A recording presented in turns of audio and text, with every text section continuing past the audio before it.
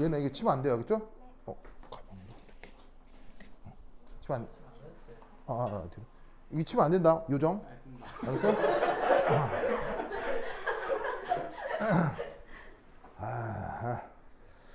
보자.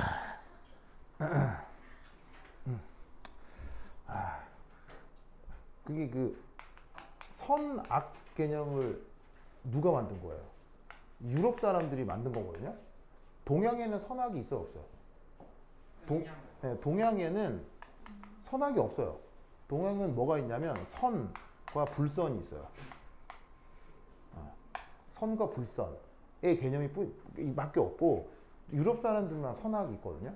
그러면 휴먼을 선이라고 했을 때 그에 대응되는 악이 그게 걔예요. 골룸이에요. 그래서 휴먼의 악의 개념이 골룸이고요. 그다음에 이제 그 엔트라고 하는 게 있거든요.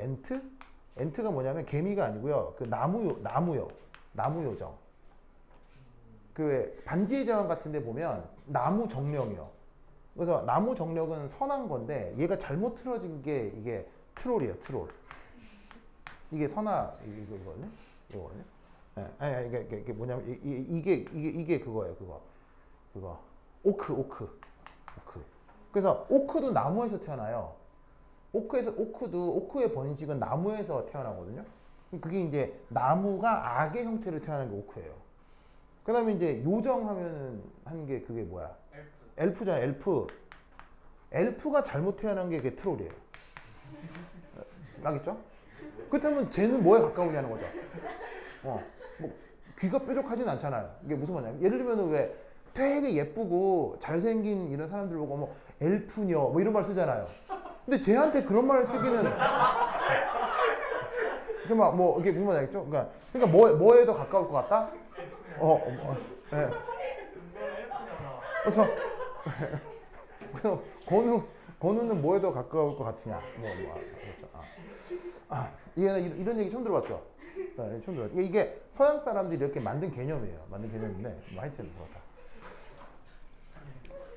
그래서 이제 이런 게 짬뽕돼 있는 소설이 있죠. 그게 유명한 게 이제 반지 시리즈. 그래서 이제 반지의 제왕이 유럽 문학에서 중요한 이유가 그러니까 유럽의 이런 신화 구조가 다 들어가 있기 때문에 이게 반지의 제왕이 유럽 문학에서 되게 중요하다고요. 근데 한국 사람들은 뭐 좀 웃기죠. 뭐 트롤이 이게 뭐야? 엘프 이거 뭐 요정 아이고 요정 뭐 이렇게 되는 거죠. 한국 사람들은 이런 생각을 안 해. 동양 사람은 이런 생각을 안 하거든요. 네. 하여튼 그렇다. 네. 그래서 앞으로 저 건우 별명은 엘프녀 어때? 엘프녀. 네. 엘프녀 건우. 네. 그러면 그 건우 시간 날 때 그 프로필 사진에 비키니 입고 한번 사진 한 찍어. 네. 건우 비키니 사진. 보고 싶죠? 막 궁금하지 왠지 보고 싶어. 이거는 막 보고 싶죠? 건우 비키니 사진 보고 싶죠? 이게 막 사진 올라오면 쓱 한번 볼 거죠, 이렇게. 아니요? 뭐 그렇지 않나? 가는 보고 싶죠? 보고 싶진 않아요? 자, 패러데이 법칙. 이번 그 시험 범위에 또 가장 중요한 게 이제 전기화학인데, 이 전기화학 저번 시간까지 뭐 했었냐면 산화, 환원 반응식, 완성하기 이런 거 좀 했었죠. 물론 이게 그 뭐냐면 그 1학년 2학기 시험 범위이기도 했지만 이게 그 전기화학 하면서 또 나올 수밖에 없어요. 그래서 이제 저번 시간에는 산화환원 반응식 개수 맞추기 할 때 조금 까다로운 유기물에 대한 산화환원 반응식 개수 맞추기 했었거든요. 기억나죠? 그래서 이제 바이타민 C가 이제 질소화합물이랑 산화환원 반응이 되면 뭐 어떻게 되는 걸 했었는데 그게 산화환원 반응 개수기 맞추기 중에 조금 까다로워요. 그래서 오늘은 그 뭐냐면 이렇게 그 3년기 퀴즈를 봤잖아요. 다음에는 전기화학 퀴즈를 볼 건데 그때 저번 시간에 했던 그 바이타민 C를 퀴즈로 또 낼 거예요. 알겠죠? 그러니까 꼭 복습해야 돼. 알겠지? 자, 그래서 오늘은 그 다음 패러데이 법칙을 살펴보도록 하겠습니다. 자, 패러데이 법칙은 사실은 실제 이렇게 문헌을 찾으면 쓸데없이 억수로 복잡해요. 왜냐하면 이 사람이 언제 사람이냐면 19세기 말 사람이에요. 19세기 말 사람이라 지금처럼 화학 양론이 완전하게 확립되지도 않았고 그 다음에 현대 물리학이나 현대 화학이 자리를 잡기 전에 아주 선구적으로 연구를 해놓은 사람이라 우리처럼 이렇게 자연과학에 대한 스키마가 많지 않던 시절에 만들어진 법칙이에요. 그러다 보니까 내용을 읽으면 아니 이게 너무 당연한 얘기 아니야? 막 잔뜩 들어가 있어요. 그래서 이제 그런 걸 싹 걷어내고 보면 패러데이 법칙의 핵심은 바로 이거예요. 자유전자 역시 뭐로 다 그 상황을 예측할 수 있다? 화학양론. 화학양론 알죠? 그래서 화학 반응에서는 예를 들면 특별한 질량비가 성립한다. 그걸 뭐라고 하죠? 화학양론에서? 특별한 질량비. 그걸 일정 성분비 법칙이라고 하죠. 그런데 전자는 그 질량을 우리가 보통 어떻게 해요? 무시하잖아요. 그러니까 질량을 무시하는 시스템에서 질량비를 언급하기는 조금 애매하겠죠. 그래서 여기서의 화학양론은 전자와 관련된 화학양론은 주로 기체 반응 법칙이에요. 무슨 반응 알겠죠? 기체 반응 법칙은 화학 반응에 특별한 무슨 비가 성립한다? 화학 반응에 특별한 무슨 비? 몰수비. 알겠죠? 몰수비. 그 몰수비가 뭐랑 같다? 개수비랑 같다. 라고 우리가 평소에 사용하는 화학 양론 있죠? 그걸 자유전자에 그대로 적용할 수 있다라는 내용이 패러데이 법칙이에요. 그래서 그냥 말은 좀 어려울 수 있는데 실제 문제 풀 때는 아주 쉬운 개념입니다. 뭐 예를 들어 이런 반응이 있을 수 있겠죠. 뭐 철이 있는데 얘가 3 플러스 상태에서 전자를 받아 이가 플러스로 이렇게 환원될 수 있을 거란 말이에요. 이럴 때 자유전자가 누구냐? 이런 게 자유전자예요. 알겠죠? 이런 게 자유전자. 그럼 여기서 얘가 뭘 만족한다? 이 앞에 붙어 있는 화학양론 개수가 지금 1대 1대 1 이렇게 붙어 있을 거 아니에요. 그러면 이때 우리는 어떤 생각을 할 수 있느냐? 철 3가가 만약에 1몰 반응을 한다 라고 하면 여기 있는 전자 역시 1몰 필요가 하다 라는 컨셉으로 이 전자에 대한 양론을 생각할 수 있어요. 요런 식으로 적용할 수 있다는 게 바로 패러데이 법칙입니다. 그래서 크게 어렵지 않으니까 요거 인식을 해두시고, 이 패러데이 법칙 관련해서 꼭 필요한 관계식이 하나가 있는데 이겁니다. 전류의 정의. 자, 전류라는 걸 어떻게 정하냐면 보통 이제 I 이렇게 쓰죠. 이렇게 쓰고, 물리 시간에 배웠을 거예요. 전류 어떻게 정의합니까? 전자기학 시간에 배웠죠. 전류의 정의. 바로 뭐라고? 그거는 오메 법칙이고요. 오메 법칙이고. 바로 dq dt입니다. dq dt. 자, 여기서 이 q는 무슨 물리량입니까? q는 무슨 물리량입니까? 전하량이고요. 그 다음에 아래에 있는 t는 무슨 물리량입니까? 시간. 그래서 시간당 전하량, 변화량을 전류로 정의합니다. 알겠죠? 그러다 보니까 이 전류와 관련된 중요한 단위,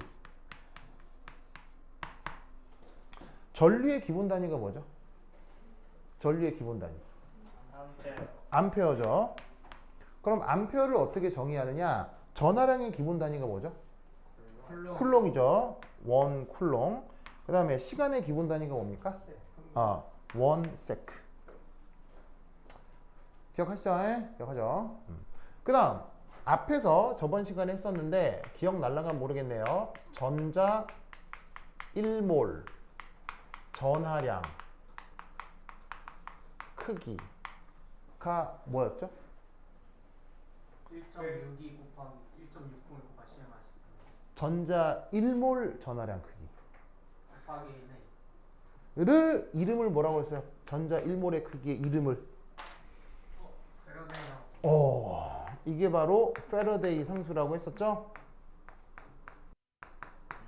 그래서 저번 시간에 패러데이 상수 얘기를 했었는데 그 패러데이가 지금 요 패러데이입니다. 알겠죠?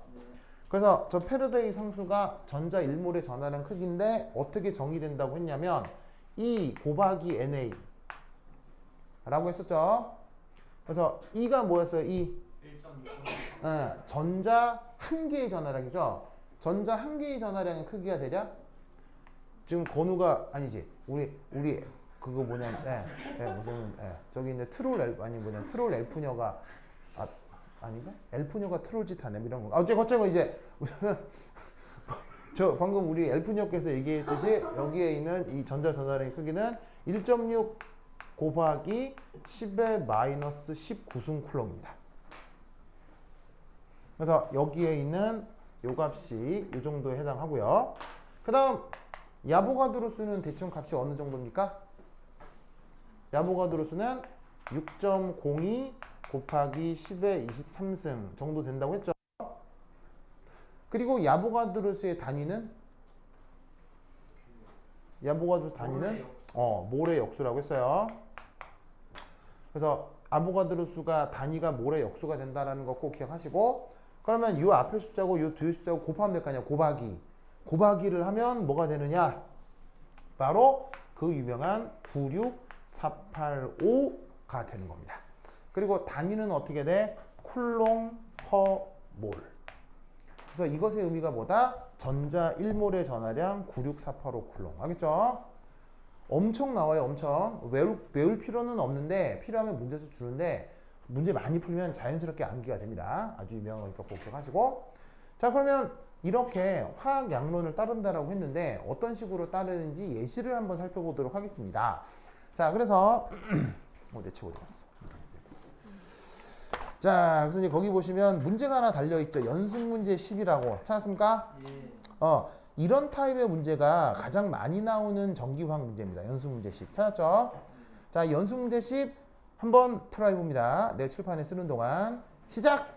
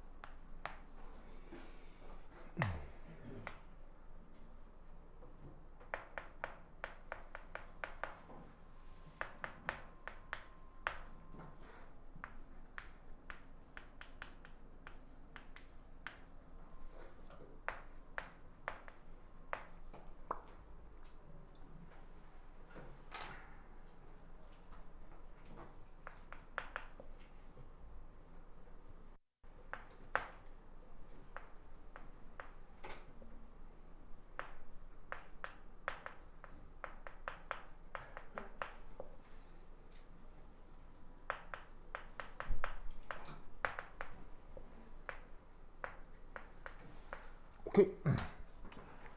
자, 봅시다.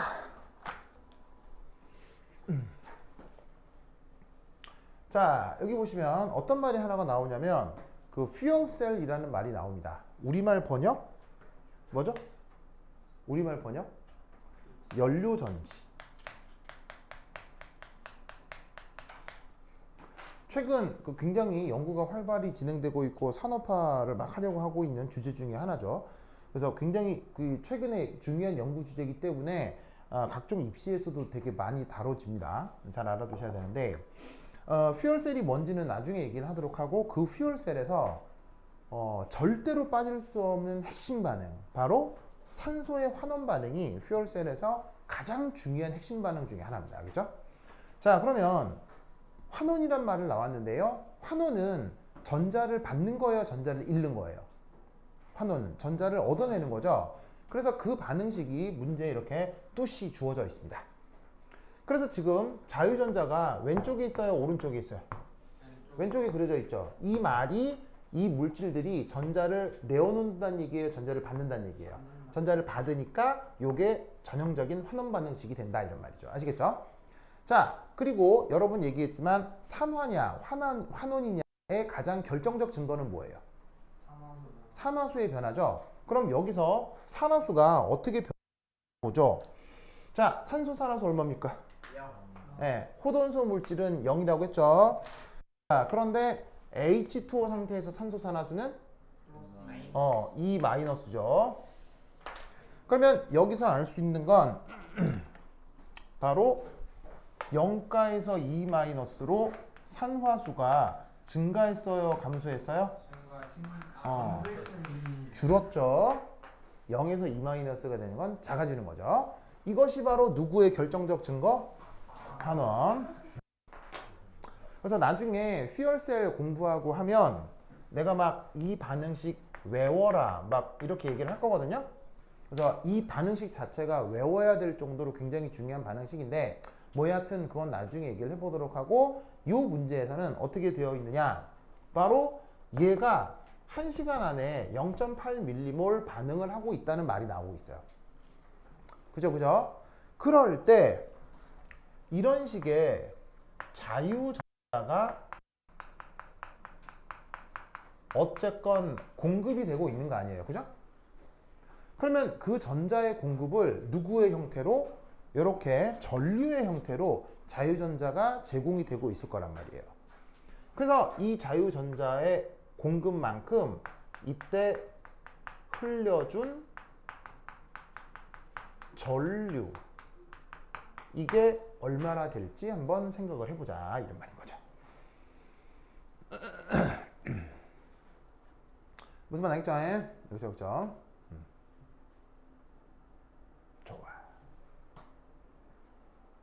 자, 그럼 이때 여기서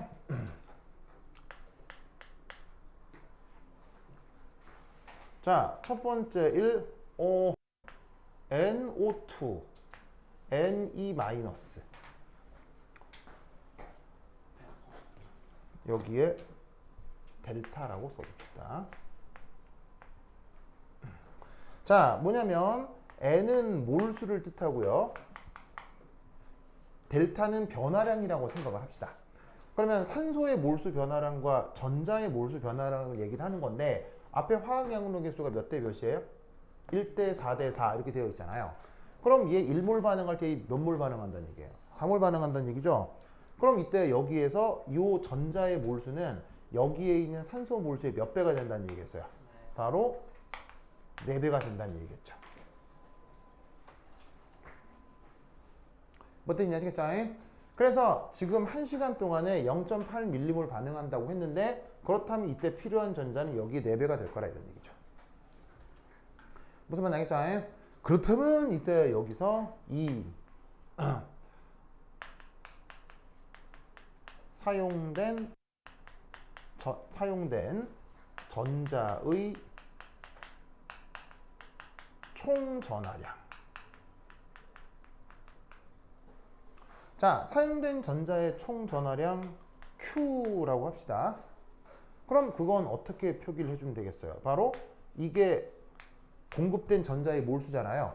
여기다가 뭘 곱해주면 될까요? 패러데이 상수를 곱해주면 되겠죠? 왜냐하면 패러데이 상수의 뜻이 뭐예요? 바로 전자 1몰의 전하량이죠. 그럼 여기에서 공급된 전자 전하량의 몰수가 나올 거고 거기에 패러데이 상수를 곱하면 그때 필요한 총 전하량이 나오게 될 거다 이런 말이죠. 아시겠습니까?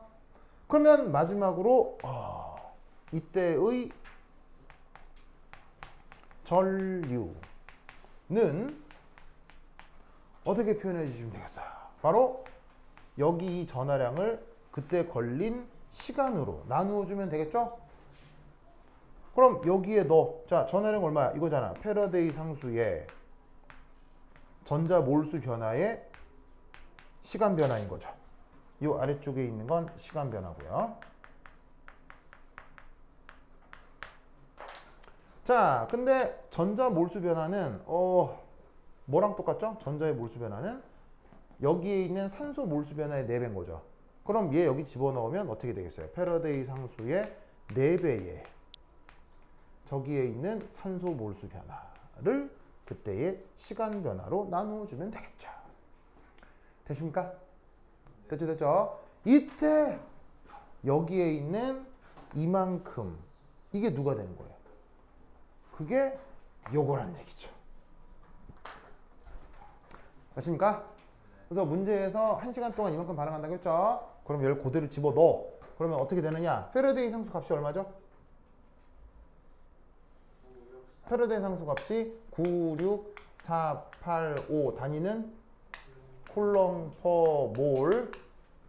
그 다음 4배에 자 이때 산소 몰수가 몇 몰씩 반응한다고 했어요? 0.80 밀리몰씩 반응한다고 했었죠. 몇 시간 동안? 몇 시간 동안? 1hour. 그죠? 그런데 전류를 구하려면 시간을 뭐로 잡아야 돼요? 초로 잡아야 계산이 되죠. 그러면 1hour를 초로 바꿔야 되는데 유진은? 유진은 어디 갔다 온 거지? 유진이 잠깐 참선했죠? 유진이 힘내주세요 하겠죠? 그래. 유진이 어디 눈 감고 상상했죠? 저기 엘프녀 비키니 그 상상한 거 아니에요? 그건 아니에요. 자, anyway. 그래서 1hour를 초로 바꿔야 되겠어요. 그죠? 그 1hour는 몇 초예요? 바로 3600초일 거란 얘기죠. 1hour당. 알겠죠? 그러면 얘를 계산하면 뭔가 값이 나올 거라 이런 얘기지. 그러면 이때 여기에 있는 96485 4 곱하기 0.8 나누기 3600 하면은 숫자가 무슨 이게 86이 나올 거예요. 뭐 근처에 숫자가 나올 거야. 그런데 중요한 건 단위죠. 단위가 어떻게 되는지 봅시다. 아우어 약분될 거고요. 그 다음에 몰 약분되겠죠. 그리고 여기 앞에 밀리라는 단위를 그대로 써줄 수 있죠. 그럼 어떤 단위가 남냐면 쿨롱하고 세클만 남죠. 쿨롱 세클을 줄여서 뭐라고 할 수 있어요? 암페어가 되겠죠. 그래서 얘 값은 이 정도 값이 나올 겁니다. 그래서 이런 식의 패러데이 법칙 잘 알아두시기 바랍니다. 됐다. 자, 그 다음 8페이지 갈바닉 셀입니다.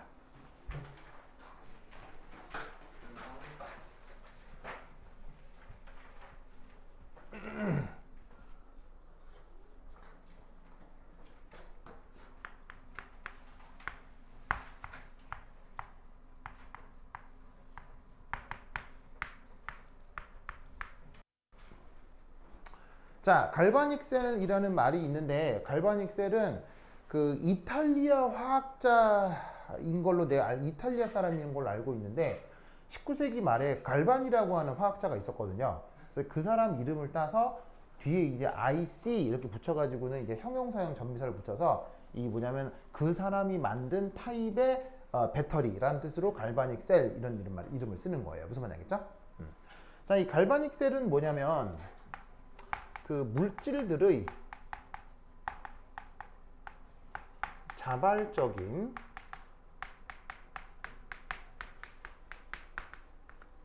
산화 환원 반응을 활용하여 전기 에너지를 만들어내는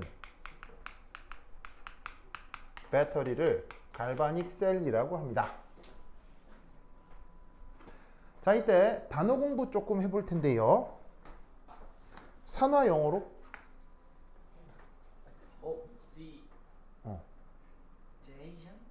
오, 그 민치요. 좋았어요. 바로 봐. 악시데이션이라고 합니다. 좋았어요. 그 다음 환원 영어로 디옥시제이션. 네, 리덕션이라고 합니다.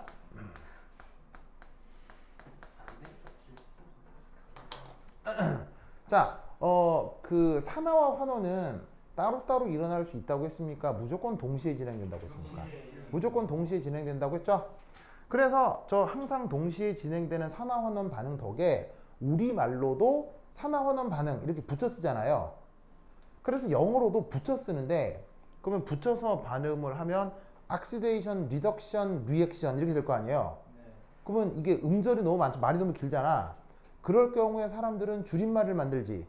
그래서 산화 환원 반응을 영어로 뭐라고 해요? 영어로 빨간소 반응이라고 해요. 그래서 환원의 빨강하고 산화의 소 이걸 합쳐가지고 빨간소 반응. 그래서 레독스 리액션이라고 얘기를 합니다. 알겠죠? 그리고 저 줄임말은 내가 만든 말이 아니고요. 사전에 등재되어 있는 정식 표현입니다. 그래서 미국 사람들이 일상생활에서 저 말을 써요. 알겠죠? 산화환원 반응을 줄여서 레독스 리액션이라고 한다. 앞으로 내가 이렇게 쓸 거라서 미리 말씀드립니다. 알겠죠? 말이 기니까 줄여 쓰도록 하겠습니다. 자, 그리고 이 갈바닉 셀은 중요한 특징이 뭐냐면 물질들이 소모되면 끝입니다. 끝입니다. 그리고 물질들이 소모되면 끝이고 재활용이 불가능합니다. 재사용이 불가능하다. 그 뭐 재활용까지 불가능은 아니에요. 이게 다 뜯어가지고 이렇게 뭐 물질적으로 재활용을 할 수는 있으나 갈바닉 셀이라고 되어 있는 녀석을 가지고 더 이상 전기 에너지를 만들 수는 없다는 뜻이에요. 무슨 말인지 알겠죠? 근데 우리가 사용하는 그 휴대전화에 달려있는 리튬 아이온 배터리라는 말 들어본 적 있죠? 그런 애는 만약에 전기 에너지를 다 썼어요. 그러면 재사용할 수 있어요? 못해요? 네, 충전해서 재사용할 수 있죠? 그런 게 불가능하다는 얘기입니다. 무슨 말인지 알겠죠? 그래서 물질들이 다 끝나고 나면 재사용이 불가능한 건데 대표적으로 누구를 얘기하는 거냐? 건전지 같은 거예요. 그래서 왜 마트에서 건전지 뭐 이렇게 필요해서 살 때 있잖아요. 그거 사가지고 써서 다 써버리고 나면 재사용할 수 있어요? 그냥 무조건 버려야 돼요? 무조건 버려야 되죠? 그래서 그런 타입의 배터리를 갈바닉 셀이라고 한다. 이런 말이죠. 아시겠죠? 자, 그러면 이 갈바닉 셀이 어떻게 구동되는지 한번 살펴보도록 하겠습니다.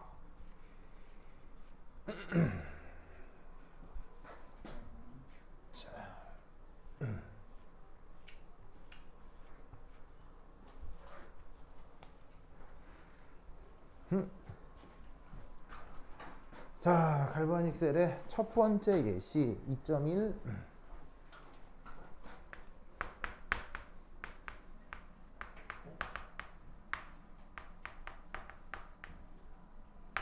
셀이 우리말로 전지라는 뜻이고요. 인액션이 작동하는 뭐 이런 뜻입니다. 작동하는 전지.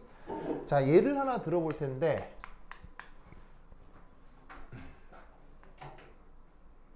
자, 그림도 다 따라 그리시기 바랍니다.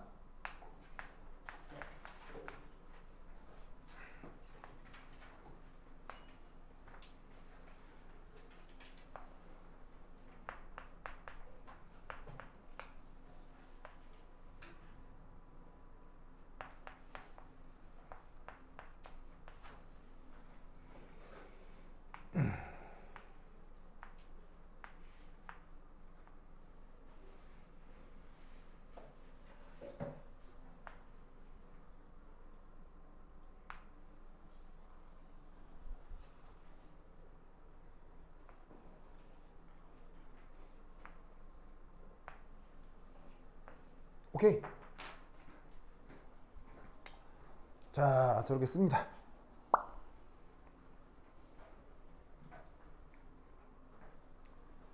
자, 그리고 봅시다. 필기를 꼬박꼬박 해주세요. 아, 여기 학원 인터넷 상태가 좀 안 좋아가지고 잘 되나 모르겠네. 좋아. 예은아, 내가 자꾸 엉덩이를 들이대서 불편했어요? 예은아 미안해요? 미안해요? 그래. 그래. 좋다.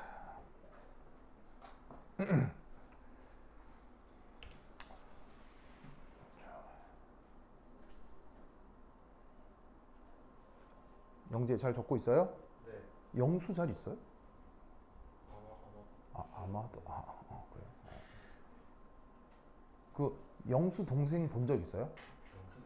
영수도 영재 동생 본 적 있어요? 네. 본 사람들은 깜짝 놀랄 거예요. 네, 깜짝 놀랄 거예요.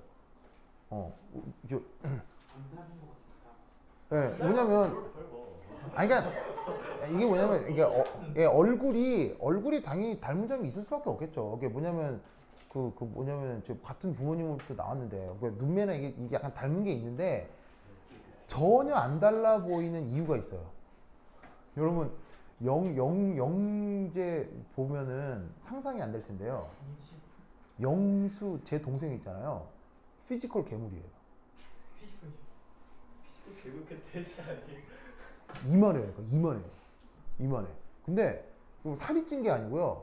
운동을 꽤 했다고 그러던데. 그게 살이에요 지금. 지금 운동을 많이 해서 애가 이 두께가 이만해요. 여기가. 그래서 그냥 일상생활에서 보면 어머 저 사람이랑 시비 붙으면 죽을 수도 있겠다 싶을 정도로 피지컬이 엄청나요. 그러니까 처음에 그 제 동생 보면 영재 동생이라고 상상이 안 가요. 그냥 영재는 약간 호리호리하잖아요. 근데 동생이 깜짝 놀랐지. 그래서 갑자기 영재 생각이 나가지고 영수 생각이 나가지고 한 얘기해봤어요. 자 어쨌건 자 다 썼죠? 자 간다잉. 자 CD라고 쓰고 우리말 번역 얘 이름이 카드뮴 캐드뮴이라고 하는 금속이고요. AG 우리말로 N 은. 오 근데 이쪽은 카드뮴 금속판이고 이쪽은 은판인 것 같은데 여기 좀 독특해요. 어떻게 독특하냐면 뭐가 발려 있어요? AgCl이 발려 있죠. 여러분 혹시 염화은이라고 들어봤어요? 염화은? 대표적으로 어떤 물질? 바로 중학교 교과서에 앙금이라고 돼 있는 녀석 있죠? 그 놈인데 어떤 상황이냐면 이게 묘하게도 은판에 AgCl 솔리드 앙금이 코팅되어 있는 녀석입니다. 코팅이란 말 알겠죠? 그래서 코팅된 전극. 그래서 이 앙금이 표면에만 살짝 끼어 들어가 있는 겁니다. 알겠죠?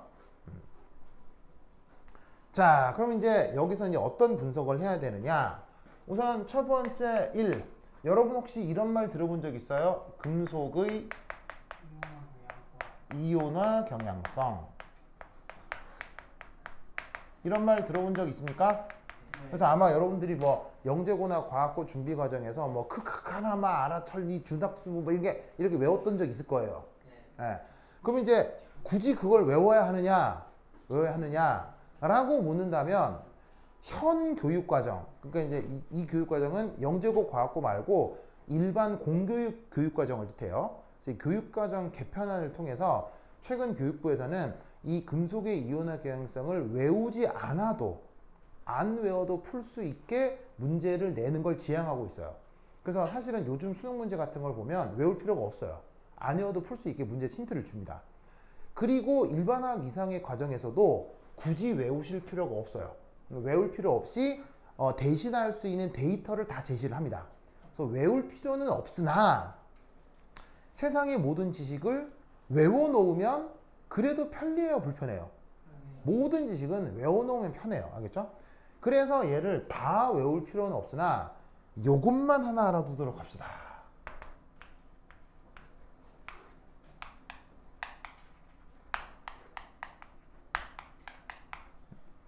요런 것만 하나 알아두도록 합시다. 자, 여기 보시면 AG가 지금 얘기하고 있는 저 은이잖아요. 그죠? AU는 뭐예요? AU, 금이고요. PT는 백금이죠. 자, 금, 은, 백금 이런 애들을 공통적으로 뭐라고 하죠? 공통적으로. 광물이요? 이런 표현 일상생활 돌아다니면서 보는데 가게에 써 있어요, 이렇게. 보석 보석. 얘는 돌이 아니죠. 보석은 돌을 얘기하는 거니까 돌이니까 예를 들면은 다이아몬드, 뭐 아니면은 루비, 에메랄드 이런 걸 보석이라고 하고요. 석자가 돌석이란 말이에요. 얘는 돌은 아니라고. 금, 은, 백금 이런 애들 뭐라고 불러요? 그렇지. 귀금속이라고 하죠. 귀금속이란 말 들어본 적 있죠? 동네 시계방 이런 데 보면 가면은 뭐 금, 은, 귀금속, 뭐 시계 삽니다, 팝니다 이렇게 써 있잖아요. 그래서 그 귀금속들을 얘기하는 거예요. 알겠죠?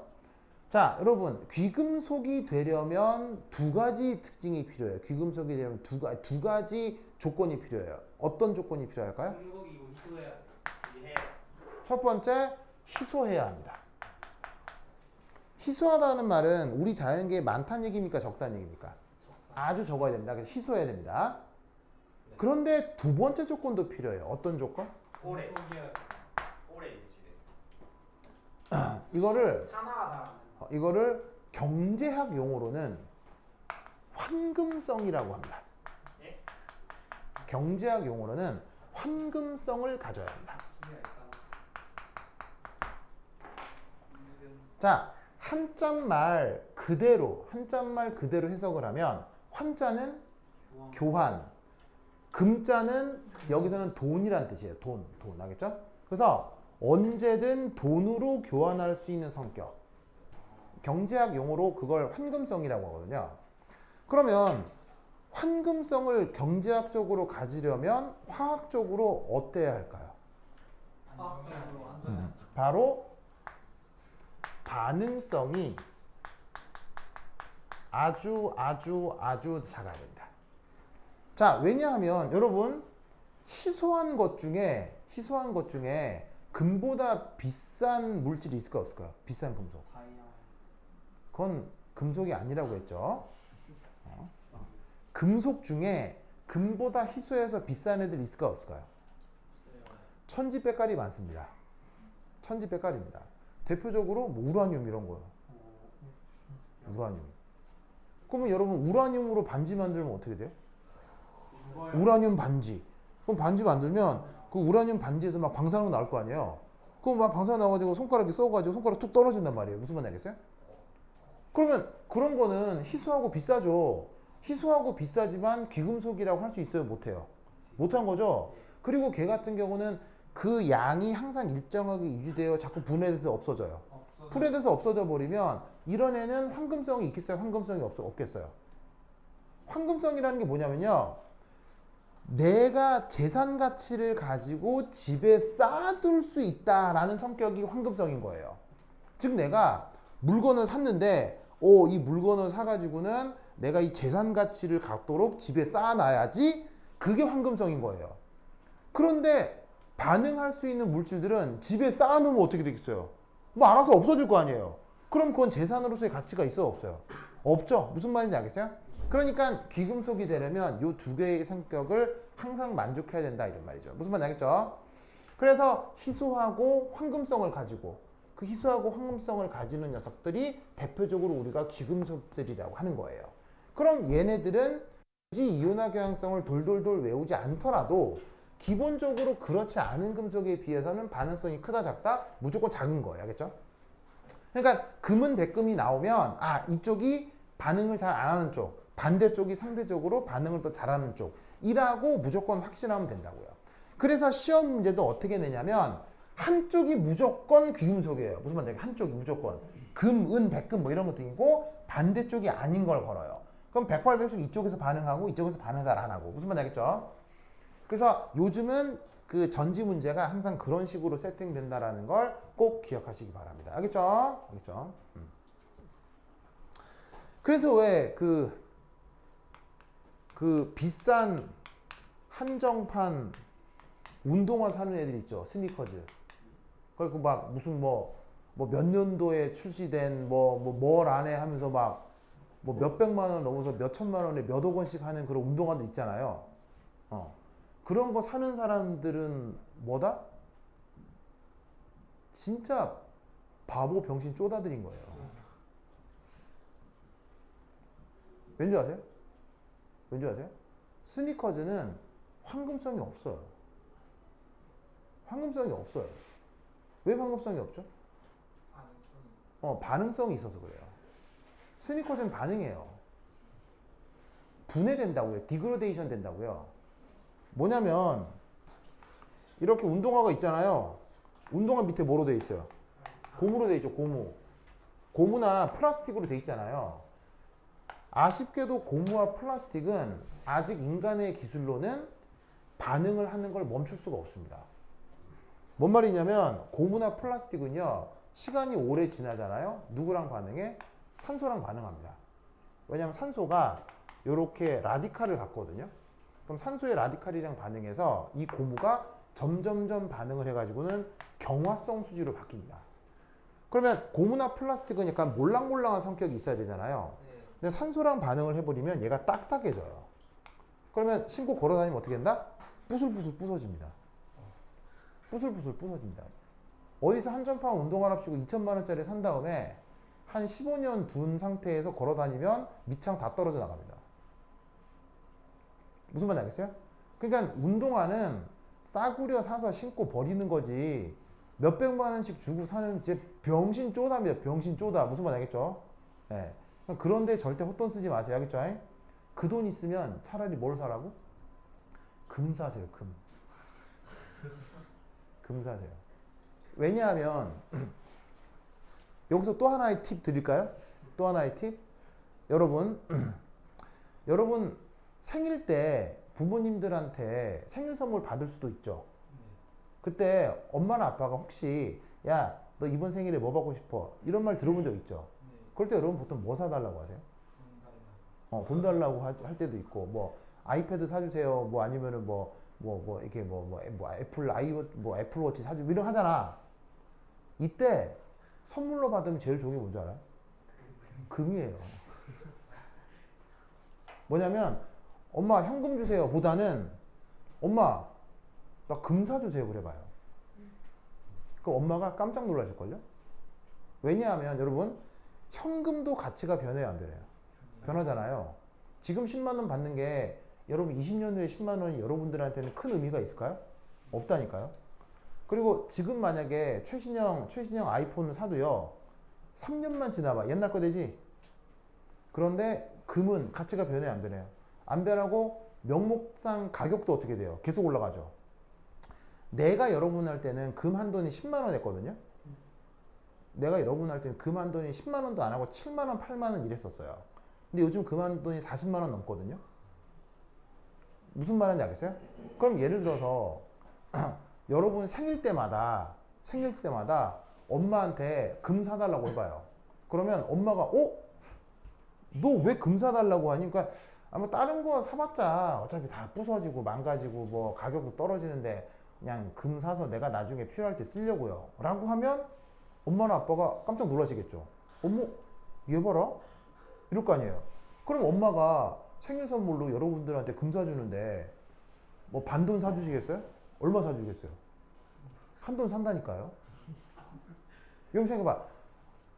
생일 선물로 현금 주세요 하면 꼴랑 받아봐야 10만 원이야 그지?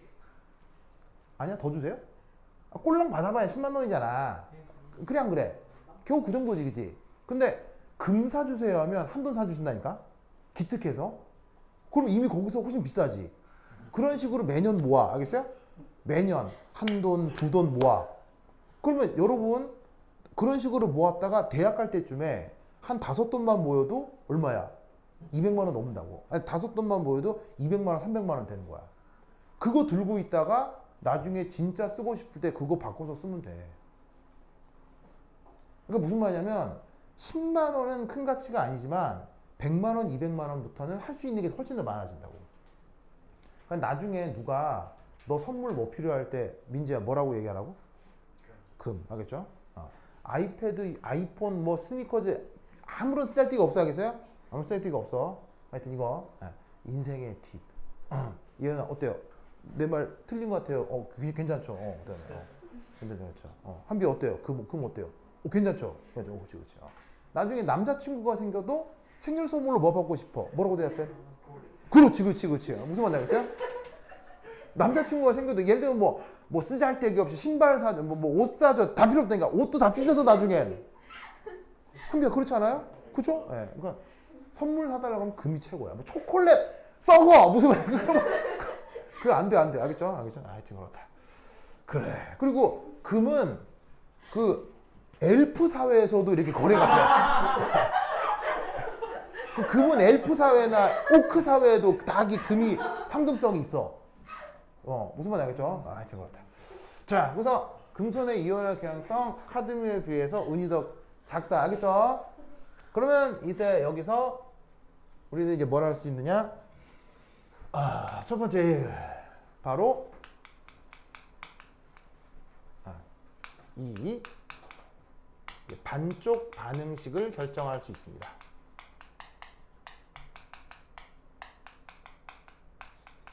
자, 첫 번째 일 산화 반응.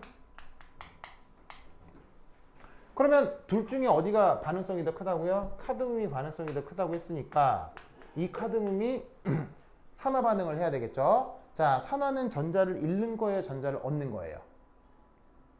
전자를 잃는 거죠. 그러면 카드뮴 같은 경우에는 전자를 잃어서 2 플러스 양이온이 됩니다. 전자 두 개가 떨어져 나오겠죠. 이때 산화가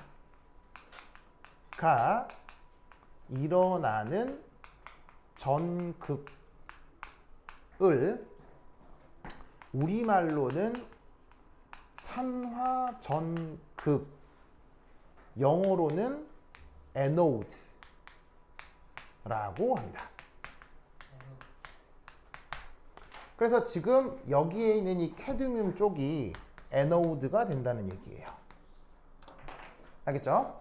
그러니까 지금 여기에서는 캐드뮴 극판이었는데 반응이 진행이 되면 물론 이제 여기서 스위치가 온 돼야 되겠죠. 그러면 스위치 온 되는 순간 여기서 캐드뮴이 이렇게 2 플러스 상태로 수용액 쪽으로 녹아 들어오게 되는 겁니다. 그래서 원래는 이렇게 카드뮴이 극판에 붙어 있었는데 녹아 나오면서 이렇게 구멍이 뻥 뚫리게 되는 거죠. 그리고 이때 여기서 뭐가 맹글어진다? 짜잔, 짜잔, 이런 식의 자유 전자가 생성이 되는 거죠.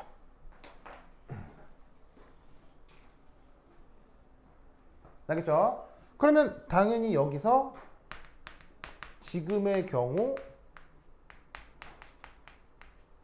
전극의 질량은 이제 증가하겠어요? 감소하겠어요? 줄어들 수밖에 없겠죠. 왜 줄어들겠습니까?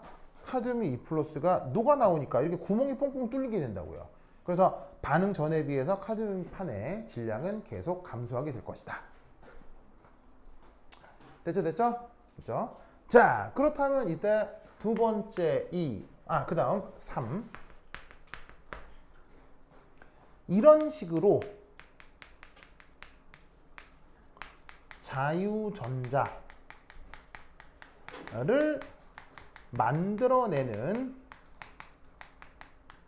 전극을 지금은 산화전극이라고 하긴 했습니다만 다른 말로 뭐라고 할까요? 공학적으로는 마이너스 극이라고 하죠.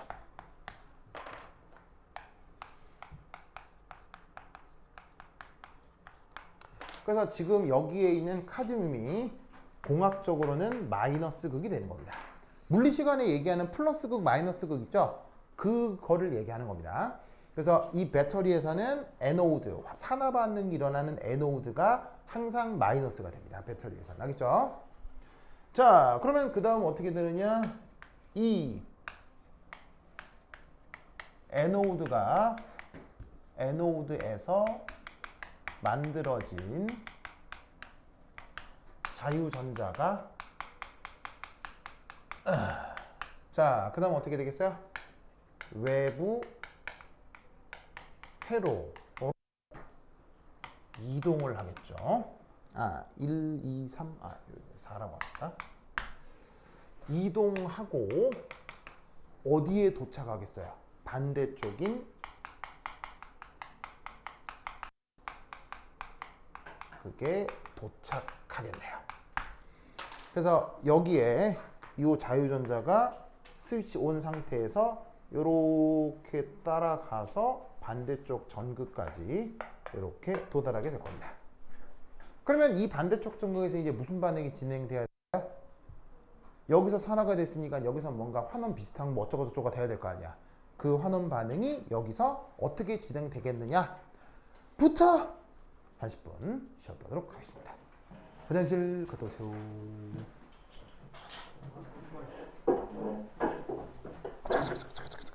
어,